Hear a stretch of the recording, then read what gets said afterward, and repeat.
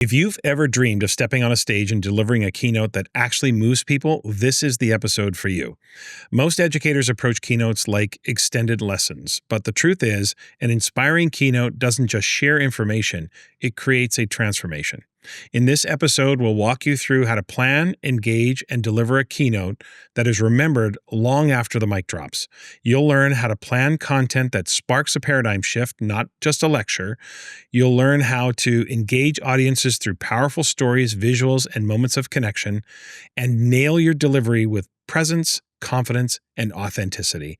Whether you're a teacher, a coach, or a school leader, this is your roadmap to designing a keynote that opens doors and inspires real change. Let's get into it. Welcome back, Yes Club, or Fam. What's up, fam? Welcome back, everyone. Welcome back, everyone. It is, I feel like it's kind of surprising that we haven't talked about this topic of keynoting. Mm-hmm. We've coached many clients and consultants and colleagues. We've helped them and coached them on how to do a keynote. So we thought it was kind of time to offer some of our powerhouse tips, if you will. But as we do, as we must, we always check in. And this is the question we're going to start with because it's on topic. Okay. And that is, the check-in question is, what is the most memorable keynote you've ever witnessed? Ooh. Not delivered. No, witnessed.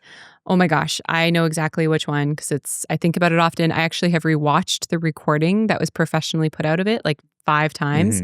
But it was 2019. I was down at the Deeper Learning Conference in San Diego, hosted at High Tech High.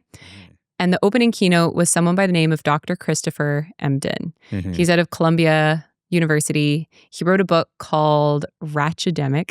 And his whole thing is about bringing hip-hop culture into education as a mindset for how to create transformation. Why it was so memorable for me, though, is he desperately wanted people to engage in a way that was deeper than just sit in your chair and take notes. So he started breaking the fourth wall, if you know what I mean. Like rather than being up there and he's on the stage and he's talking and we're down there, he'd play music and he would try to do things to get us to respond and to engage. And when we didn't, he got into the crowd and he was getting like upset. Like he was like emotional about how we were. I'll never forget. He like yelled at one point. He's like, "You're incarcerating your bodies and your minds for the sake of respectability." And I remember being like, "I need to free the babies." Like, it was so different because he was showing up so authentically as himself and was so articulate and academic, but also so I don't know what the word is I'm looking for, like hip hop, for lack of a better word, and the way that he was approaching things and the way that he forced us to feel something and get out of our heads and into our bodies. It was just, it was one of those experiences where it wasn't about what he said, it was about how the whole experience felt. So that's mine. What's yours?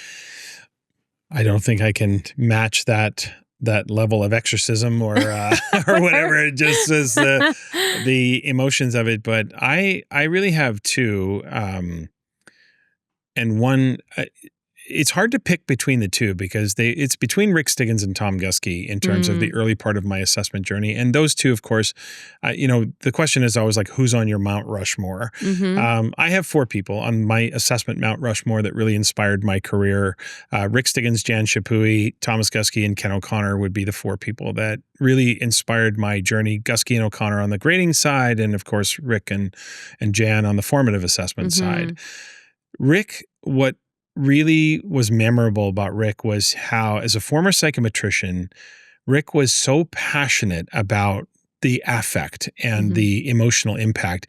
He is the one that first got me thinking about confidence and the impact that assessment practices could have and the connection between student disposition and learning. He said things like, the person doing the assessing does the learning. We have to get kids inside the assessment process. And Guskey was the one that really got me thinking about how the technicalities of grading were all wrong and how we really needed to rethink that. And what I loved about both of them is they were fairly genuine. What I loved about Rick was he was so authentically, almost to a fault in a way, like he was so genuine and folksy. And I can remember like the sweater vests he used to wear on stage and his hair would be flying, but he was so passionate that it was just so contagious. And Tom mixed the humor, like he almost had like years ago, a lot of people would say he almost had like a Robin Williams type delivery at times. Oh, really? Yeah. Huh. There was a way, like there's something about his delivery that was really sharp, and yet he would come in behind it with some real research and real technicality. So the two of them, I mean, those are the four people that I look back on and have to sort of give credit to in terms of my career. But Rick and Tom, for different reasons, were the keynotes that really inspired me. I'd probably also have to add in George Sugair on the behavioral side of the ledger, because I saw him earlier in my career than I saw Rick and Tom. And he showed me that you could be really smart and well-researched and have such an effective delivery. Yeah. And I just was, he was the one that actually was, when I watched him on day 2 of a training that we were attending in the summer of 2000, day 2, I had this overwhelming feeling come over me. This is a story I should tell in more detail another time. Okay. But it was the moment where I said, I want to do what he's doing. Yeah. And I didn't know how it was going to happen. I didn't know if I had any expertise to do it. But 10 years later, I was contemplating resigning from my job and starting this consulting work. So anyway, that was pretty long-winded on the check-in. I think there's a lot of similarity in this idea of like there's a balance between that.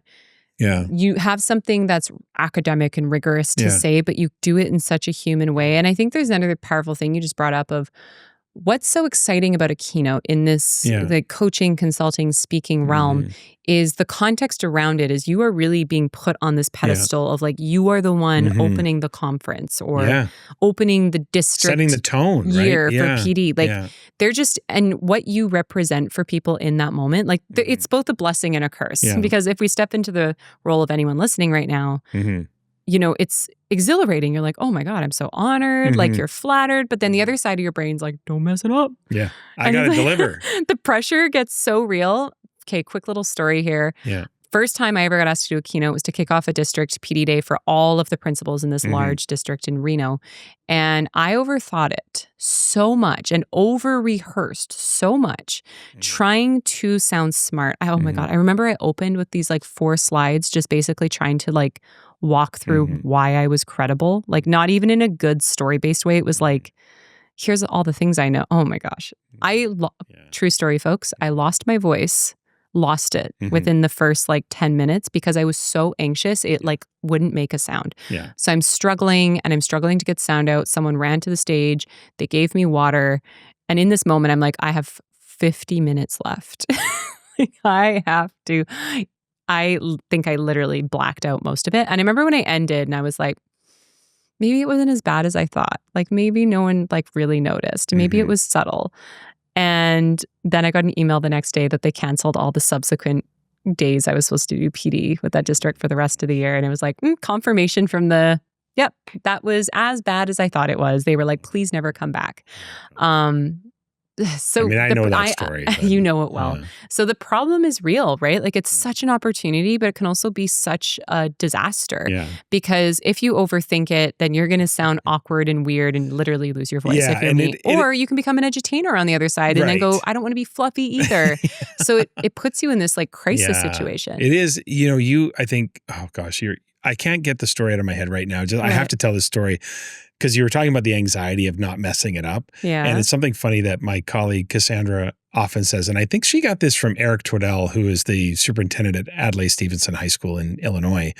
But it's whenever somebody's getting ready to go up for their keynote, and we can swear on this podcast, right? Okay, so listeners, if your kids are around, cover their ears, warning. You go up to the person and say, just 1 second, you get up to them right beside them, and you just whisper to them like, don't fuck it up. And that's all. It actually makes me laugh now. But the first time Cassie or somebody says that to you, it's like, yeah, good point. Don't mess it up. But it's kind of funny now because most of the time when you're at those events, you're with people who are seasoned keynoters. So I was like, don't fuck it up. It's more playful. Yeah, it's more playful. But in reality, you would never if you're say on your own and you've flown down from Canada to Reno and you showed up in your Uber and you didn't sleep the night before in your courtyard, that's exactly what your brain's doing in the worst way. And then you do because you overthink it. And so it is a balance because I think the thing we also want to tell people is have some fun with it. Like and I think you can overthink it and you can debilitate yourself with that analysis paralysis. So, but anyway, let's get into it. Yeah. So by the end of this episode, you're going to know exactly how to design a keynote that captures attention, builds credibility, and leaves a lasting impact without slipping into performance mode. Right. We're going to show you how to find that sweet spot with rigor and resonance, where your message feels both deeply practical and genuinely engaging. You'll learn how to plan the content around a transformation, how to craft moments of real connection. There's a theme here, listeners. We always talk about authenticity. This needs to be real connection. We don't want to become the edutainer and be all fluffy on stage. And we want to deliver it again with authenticity and confidence, because when you stop trying to impress your audience and you start trying to move them, that's when your keynote becomes unforgettable. And there is things that you can learn, because you can be me and go from the absolute biggest bomb of a keynote that leads to a year of canceled contracts, talk to Tom, learn some insights, which we're going to share with you today, and then 2 years later, be the opening keynote for the IT Summit in Saskatoon, which I was, and do it in a way that is more authentic, more human, more real. And I had not only people coming up to me, you've nailed it when we often joke about rushing the stage. Yeah. When people start rushing the stage to talk to you after, something's happened. Right. But even better, the next week I started getting emails after that keynote asking me to come work with their district. So total 180 from where we started, where I bombed and had the canceled contracts. Right. This can be an incredible way, once you learn how to do this well and how to craft it well, to really just amplify everything that you're trying to do. Right. So let's get into it and talk about first how to plan the content. Okay. When you think about your content, there's a few things that we want to sort of suggest and really assert in this particular moment. And that is, one, it's about a transformation, not a lesson. Yes. You're not up there delivering a lesson. It's about the transformation. And then you think about, what is the core paradigm shift that I'm trying to sort of elicit or engage them in? And I always followed the rule of thirds. This was something that I developed on my own, and I don't know, other people probably do it or not, but it was a rule that I sort of tried to think about as I developed a keynote. And the rule of thirds is a third, a third, a third. A third of the keynote is going to be story. A third of the keynote is going to be research. And a third of the research is going to be tactics or the practical, right? So it's, here's what the research says. A third of the presentation is going to be tactics, right? Is that a third. Okay, yeah. A third, right? Got it. So it's almost like a flow of, here's what the research says. Here's the tactics I used. Let me tell you a story about a student. You just kind of flow in between those three. Yeah. Can you say a little bit more, Tom, about the paradigm shift? Because you do this so well at the beginning of anything around grading specifically. Yeah. Can you talk, like, some people might not even know what we mean when we say paradigm shift. I think what we're trying to do is just a paradigm, ultimately, the term popularized by Stephen Covey, and it was really about how we see things, right? Like our particular view of things and how a paradigm can shift, right? The classic example everybody uses on a paradigm shift is if you saw a car speeding down the road and racing past you, you'd be upset. You'd be like, hey, that guy needs to slow down. Why is he driving so fast? That's crazy. But if 5 seconds after you had that reaction, you saw that car turn into the emergency at the hospital and you saw them pull up to the front of the hospital, you would completely shift your view of that whole scenario. Gotcha. And you'd recognize that that your view of what that person was doing was all wrong. And that same event can be interpreted differently, right? So I like to start with an assertion at the beginning of a keynote, which says, this is where we need to shift to. This is a mindset shift. So it's almost like announce it, proclaim it, and now we're going to take you on a journey as to how we accomplish that. So one of the first things I often assert about grading is that we have to go from grades being a commodity that kids acquire by harvesting points to grades being a reflection of learning. Or grades are not a tool to leverage or coerce behavioral compliance. We need to get back to a place where grades reflect learning. So you state that paradigm shift, and it's like grades are a thing, but our paradigm is how we view that thing, right? And so we want to shift that view and make that. I like the idea of stating it, not leaving it cryptic, but stating it up front and then building or making the case for why that's an important paradigm shift. Honestly, I've learned this from you, and I've used this a million times now. I cannot double tap enough on how important this is in any realm in education, because education has such a deep status quo element, more so than probably any other industry, because everybody has spent at least 18 years in this system experiencing school. And so there is just such a societal pressure to keep things as they are that call out the thing that is the biggest status quo belief and barrier that people are carrying into your space, whether it's social emotional learning, literacy, math instruction, you know, like if you're a math teacher, you open with the paradigm of like all math must be done individually and on a worksheet. You know, this is what we're up against. And then bring them to, because what you're also creating is a hook, right? This is just, we talk about this on our social media episode. Because as soon as you open up a gap for people, they want to understand how. Well, now you've hooked them for the rest of your presentation. So digging deep until you find that paradigm that makes people uncomfortable a little. Like, I think when I look back at that Christopher Emdin, that's what he did so well. He called out us sitting there in our chairs, taking notes and being good students as a part of the problem. Like we weren't engaged in what he was trying to engage us in that moment. And that was like, I have to sit with that for a long time. Like the goal of the keynote is you open up their minds to the possibility that something else might be true. They're not going to completely change everything after 1 hour, but you're going to have planted such a powerful experience and seed. And that paradigm at the beginning is a really important way to do that. But I want to, I think, do a little shout out here that if you haven't yet listened to our 100K webinar framework kind of episode, I believe it was a part of the Crickets to Client series. We said how this one webinar brought in $100,000. Basically, there is a freebie that you can download in that episode that teaches you exactly how to plan the content of a webinar. We would both suggest that structure works incredibly well for a keynote too. So it opens with a paradigm shift, and there's tons of examples in that planning document. Then you get into a few different sections. So you start then with your story. So that's rule of thirds. Then you get into that tactical teaching that really blends the research and the practicality. Then you end with another story of like how someone else has implemented this.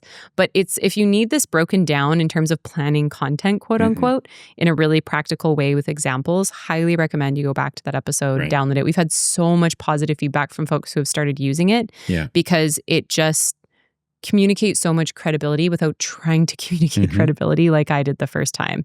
It just does it by doing because it's engaging, it's human, it's research-based.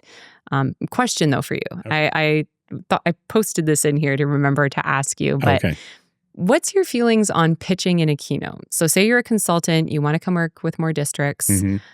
Maybe you have something to offer like an online group coaching program. Do you pitch it in a keynote or do you not pitch it in a keynote? Where do you stand on that? You don't pitch it. At all. Why? You never pitch it because it just comes off inauthentic. And but there are ways to pitch it. Yes. So sometimes when you're talking and telling stories in your keynote, you will say things like, I was working with this group of math teachers in Arizona and right? So that tells the audience right away that I work with schools. Or when I work with schools across it doesn't matter where I am, whether I'm in New York, whether I'm in Toronto, whether I'm in Calgary, whether I'm in Los Angeles. It doesn't matter where I go. When I meet with teachers, they tell me this about grading. So you are authentically hinting at it. You're not pitching to people like, hey, I come and work for your district, or I can come and be a consultant. But you let them know through authentic stories that this is what you do. So it's not pitching. But what you do is you authentically share that, hey, here's an example. I was with a group of elementary teachers a month ago, and we went through the calibration of criteria, or we co-scored some things. And here are some of the things that came up in the conversation, which I found very interesting. And then I did the same experience when I was in Texas, and it was pretty soon people are starting to connect the dots. You have a lot of experience You here. work with a lot of people, right? And I think that's how you gain credibility, right? Because I haven't actually been a classroom teacher, even part-time, since the spring of 2006, right? That was when I was an assistant principal in a middle school, and I was teaching 3 out of 6 periods each day. So I was only teaching half time. Since then, I've not been a classroom teacher, but I work with teachers on a weekly basis, whether I was in a district or especially when I became a consultant. I meet with, not everything I do is a keynote. A lot of times I do coaching, but I bring those stories into it. So the pitching happens through the authentic sharing of the stories of other teachers you've worked with. I would agree. And recognize that that's they'll know that that's your job. Now, there is ways that you could do this artfully where you more just give something away during the keynote. So you could say, I'm working on, if you are, and I'll always do this authentically. Like if you're authentically working on a new product related to X, say it's like an online course, and you just did a whole keynote that's really about, you could say, hey, because you're here and we're invested in this today, I want to offer you all, if you want it, no pressure, a 50% discount if you want to come check out this new thing I'm building. Yeah. You can grab it from the screen, just enter your information, we'll send it to you. Yeah.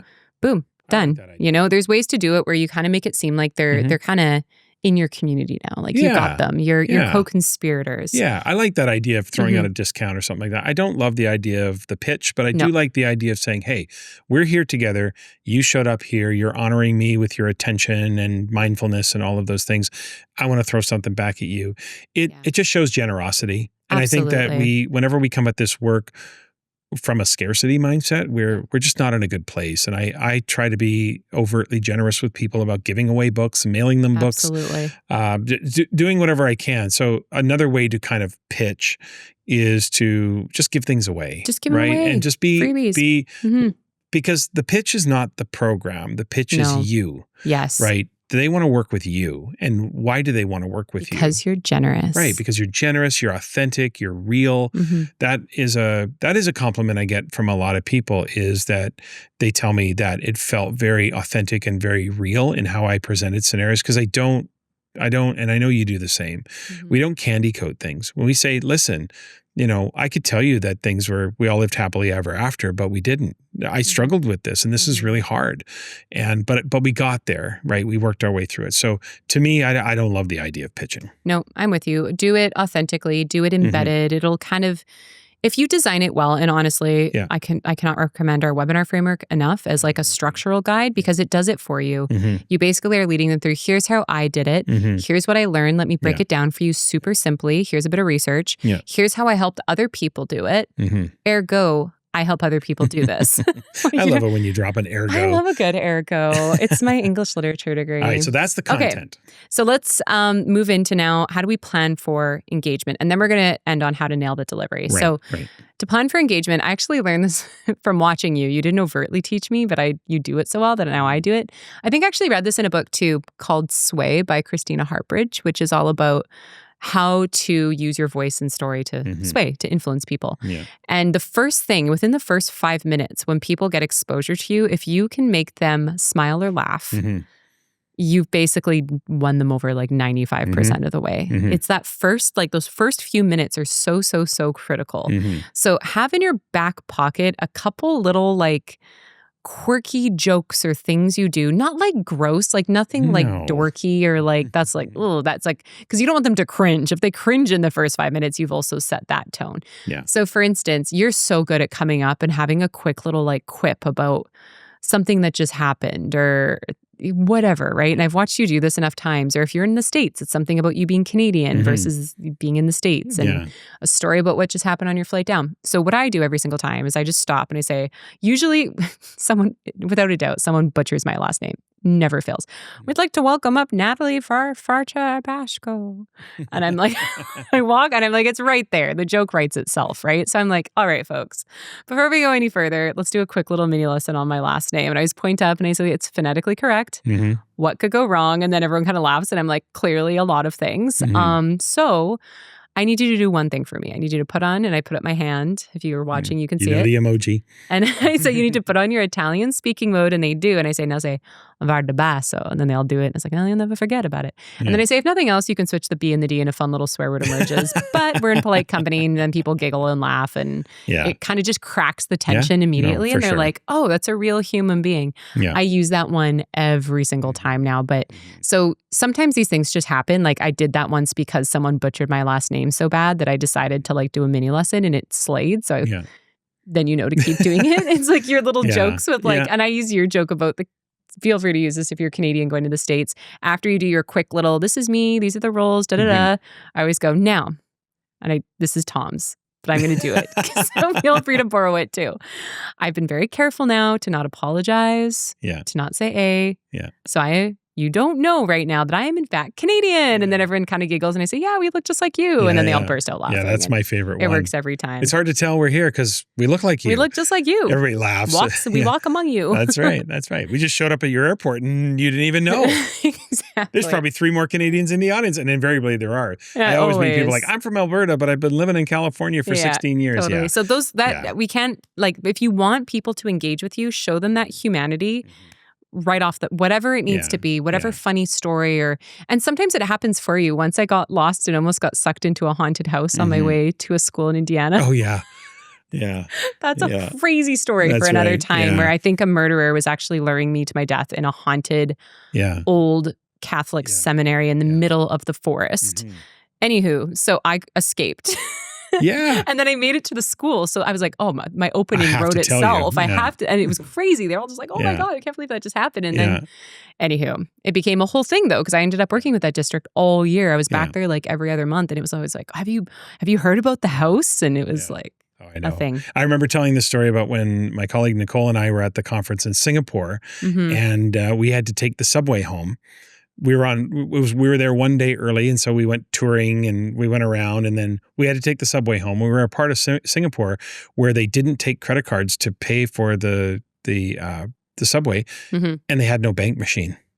So they literally gave us a note and let us on the subway and said, just hand this note in when you get off the train and pay. And I'm like, where in the world does that ever happen? We got a note from our mom telling us that we could go pay for retroactively pay for our subway. And of course we did.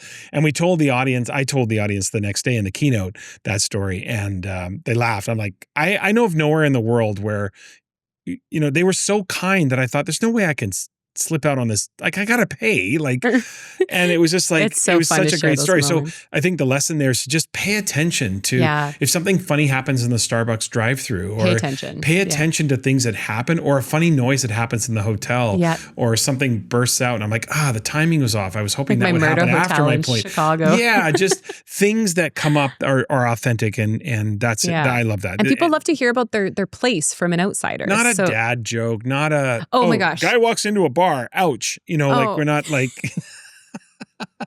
Can we also just say, that's a classic. I hope this doesn't offend anyone. Someone listening probably does this, but this is my biggest cringe, and the biggest cringe I see talked about online. Don't do this. Good morning, everyone.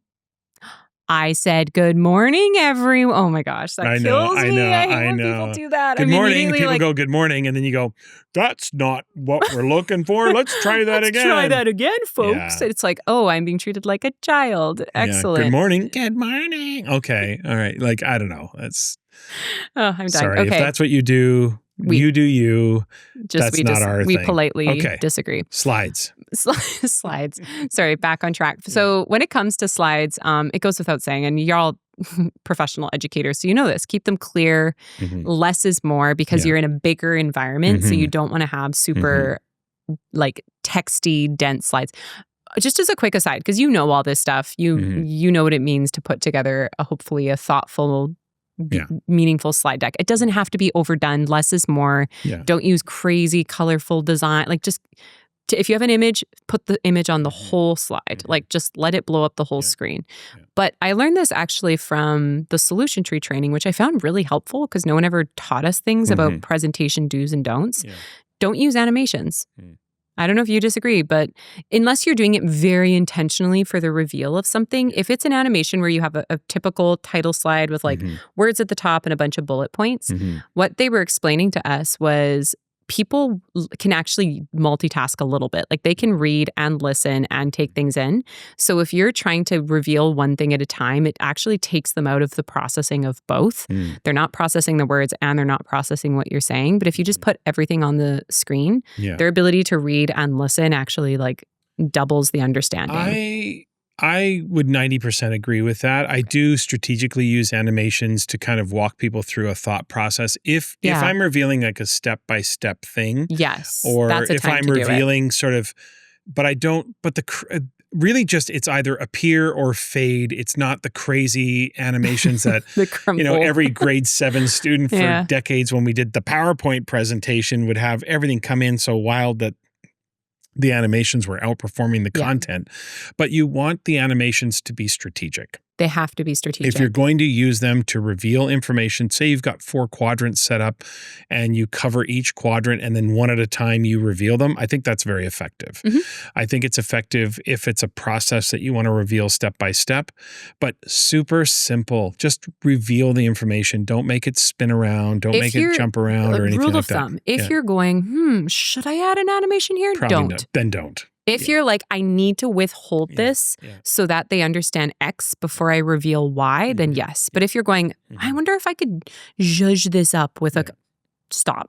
That's probably a no-go. Do not pass 0. Do not collect 200. People aren't going to be impressed by, they're going to see that if you're trying to impress them with your animations, they can tell that you're trying to overcompensate for maybe a lack of substance in your presentation. Yeah, absolutely. And the last thing I want to add, and there's probably a couple things you want to double tap on here, is whether or not we turn and talk in a keynote. Because as educators, we care so much about active engagement and people talking to one another, but you have been hired to do a keynote. You taught me this. Like, there is an expectation that you are really going to deliver something meaningful. So you don't want to overdo activity because you're basically, it'll come across not the way you hoped. Right. Because there is like a social expectation in that environment. So there is a great like a turn and talk, no more than 5 minutes. Turn to the person sitting beside you, talk about that, tell them a story, like a very simple prompt, nothing very big and complex and implementation focused.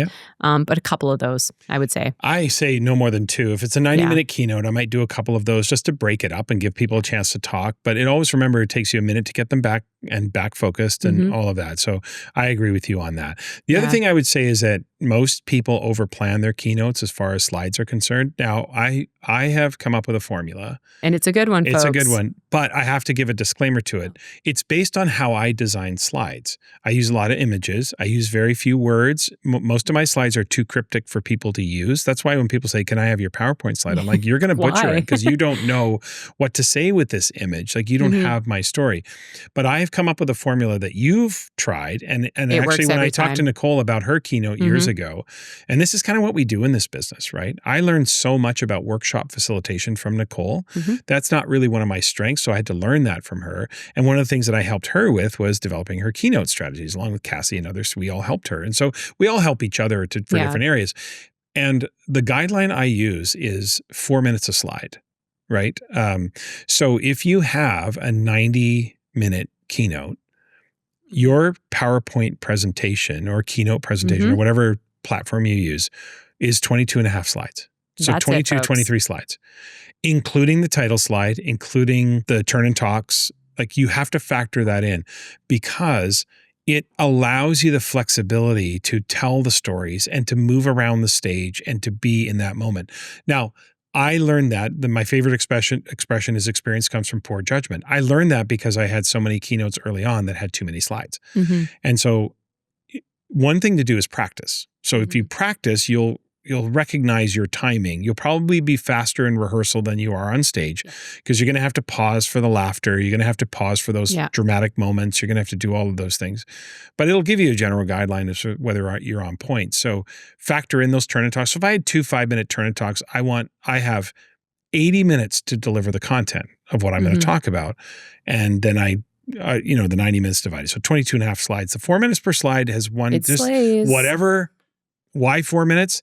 Because it works. It works. That's it. That's the only reason I do it. It's really that simple. Okay, let's transition now to how we can nail the delivery. So you've planned the content, you've planned for engagement. How do they get up on stage and actually move a room? Well, start by thinking about every slide has a beginning, middle, and end. Every slide has a story, and every slide transitions to the next one. It should not be 23, 24, 22 slides.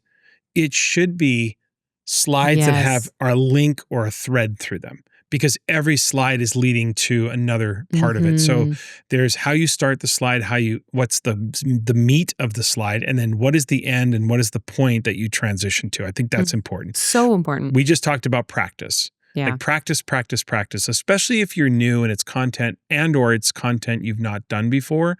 It's really important to practice your timing. Even with any animations you have, use your clicker, like time it out. Don't memorize it. It's not a speech. That's why I don't like slides being too verbose, because then people just start reading their slides and then they start clicking through them because they got 40 slides planned. You're not there to show people everything you know. You're there to stay on topic and talk about this topic, right? Your expertise will become obvious to them as you tell those stories. The other thing I do is, especially in large groups, is I individualize the keynote by looking people in the eye, in the audience.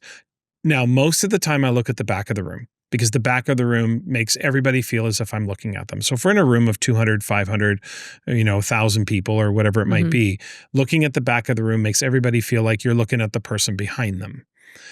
But every once in a while, especially when you want to land a salient point or you want to say something funny as sort of a quip, a little moment, that's when I make eye contact with somebody near the front of the room and I look at them and I look them square in the eye, I shrug my shoulders and I say, that's going to be a problem today, or something funny about the noise or things that happen, and you really individualize it. So if it's a smaller audience, say 200-300 people, which for some listeners doesn't sound that small, but in some keynotes, that's a fairly small room, 100 people or whatever. I try to deliver the keynote by making eye contact with individuals as I move it around the room, because I find that connection starts to get them nodding and they connect to you on a human level. So don't just deliver it into the abyss. Every once in a while, you are looking at the back wall, but most of the time I'm making eye contact with individuals as I move around the stage. So look at people and then just find those moments of humor. The best humor, honestly, is self-deprecating. Like, it humanizes you because they're looking at you on stage and they're clearly recognizing that you've been asked to come and do this talk. Yeah. You're talking in front of the entire conference or the school district or anything like that. So you clearly have some sort of status or some sort of credibility in the field. But if you can humanize them, humanize yourself, like the idea of just saying something fun. I don't know, like I'm trying to think of something off the top of my head. Like if I can get up on stage and say, okay, listen, I'm a little distracted today because my fantasy football team has not done very well in the last couple of weeks. And I'm hoping tonight, Monday Night Football, my team pulls through. But beyond that, I think I'm ready for a good day. Yeah. People in the audience are like, yeah, this dude is like a guy. Like he's a regular, like he plays fantasy football, he hangs out, or, that's just an example, right? Find the humor in things that happen. If a weird noise happens or some light turns off or the technology goes down or whatever, you've got to find the humor in those moments, because that humor is going to humanize you to the audience. You're not some cyborg up there memorizing a speech and you have no emotion. Yeah. You really want to humanize. And sometimes it can be humor, and sometimes it can be the other side of it, which is those emotional moments when you're talking about students or how something impacted your life. Don't be afraid to get a little choked up if you're feeling it. Like, don't suppress it. Don't force it, and don't make it manufactured, because people can see through that. But if you're feeling emotional, and, Danielle said that on our other podcast, right? So I'm getting emotional right now. Do it. Like, just quip. I've heard Cassie do it. I've seen Nicole do it, where there's a little bit of a break in the voice and you can see that there's an authentic emotion behind what they're saying. Those are the moments that people just cherish in those keynotes. And they're really moved by that because they realize that you're not just, again, some cyborg up there delivering information. And then self-deprecate right after it. You taught me so well about, sometimes you have to come in kind of hot. Like, you got to say what needs to be said, and you need to say it with passion and maybe even emotion. Cutting that tension with a joke slays every time. Like, and sometimes it'll happen naturally. You'll find that self-deprecating moment of like, oh, here I go again crying. It's like, promised myself I wouldn't cry today, but here we are. Sometimes it's kind of orchestrated. Like, you've got this back pocket thing that's a total flip on the heaviness that you just dropped. Yeah. But I think with that, I would say don't be afraid of silence either. We haven't talked about that yet. That's right. But that's one of the biggest things when we watch people just getting started is they're scared to just hold silence up there. Yeah. And silence can be so powerful in a keynote. Yeah.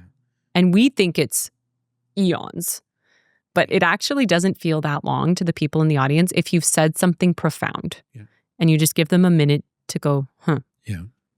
And then you come through with a joke. It's like my advice to most people in a keynote would be, however you think you're going to deliver it, slow down. Yeah. Because those moments, I know during most of my keynotes, and this happens for a lot of people, so this isn't like a Tom thing, but I know there's always that moment when I recognize the room is absolutely silent. And I'm like, okay, I've got them. And I've got them thinking.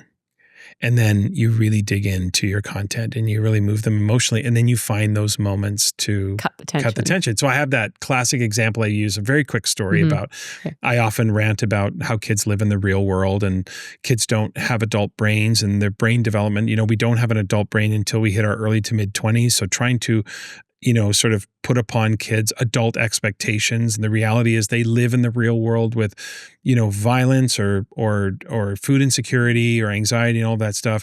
So when I make the point, like, look, we don't have adult brains till we hit our early, this is at the end of that rant. So it gets pretty heavy about the real world. And then I say, you do it very dramatically with very intentional animations. We don't even have adult brains till we hit our early to mid 20s. Like you got to be 23, 24, 25 until you start thinking like an adult. And then I'll pause and I'll turn and look at a woman in the front row or near the front row.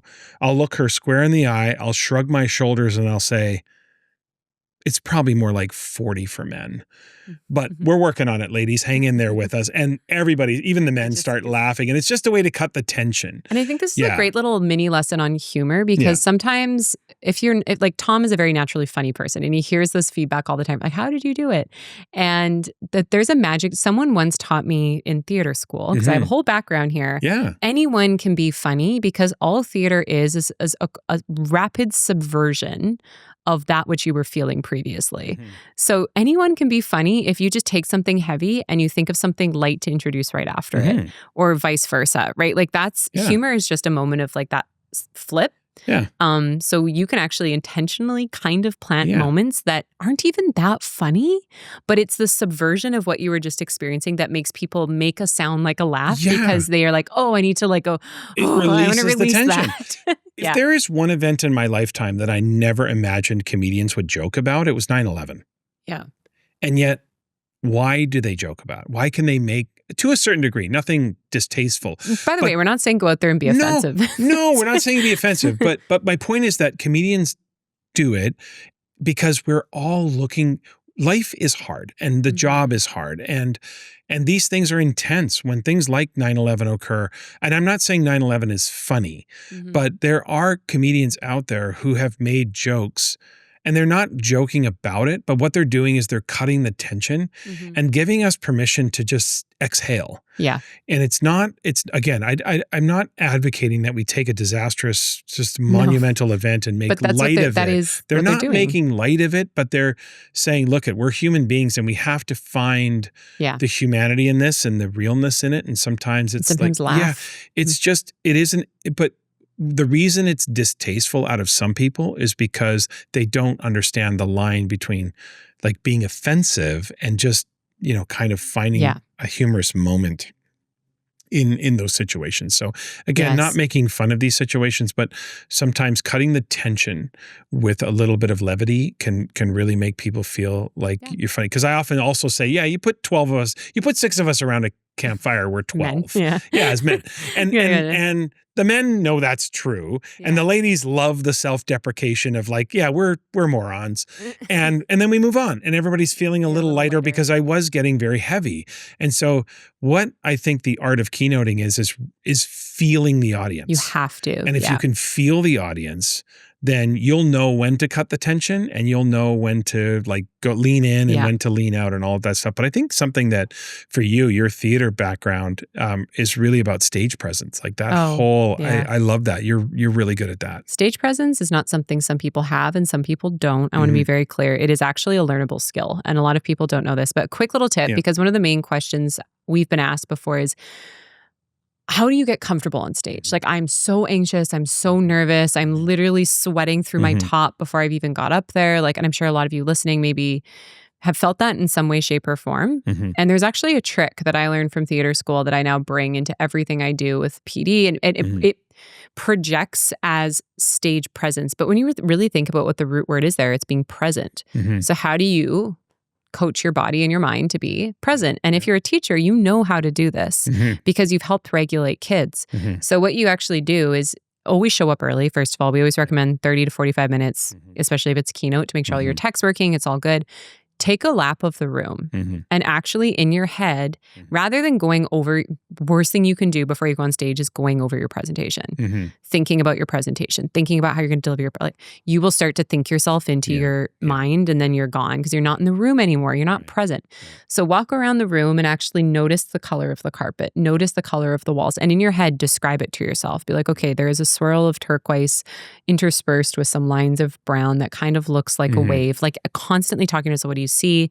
Describe in your head what you hear, describe what you're feeling, talk about, like just Ground yourself in the space as much as you can. Make Yeah. eye contact with people. Say hello to them. Yeah. Talk. Sometimes one of those little interactions becomes the funny story that you then go up on stage to tell. Yeah. But anything you can do in that first 30 minutes to get yourself physically in the room. And then when you stand on stage, how to physically feel the stage, notice everything. Like just, but that's actually how you do it. And then you take a deep breath. I know it's that simple, but deep breathing as you're up there and getting started will release the tension in your shoulders. It'll ground you in your spot. And then you speak a little bit differently. And don't be surprised if at the end you feel exhausted, because it's not physical exhaustion, but it's a level of awareness that you have to have about intense. everything. It's and taking it all in. That we always talk about that presenter's crash, right? Where you just hit that wall. But I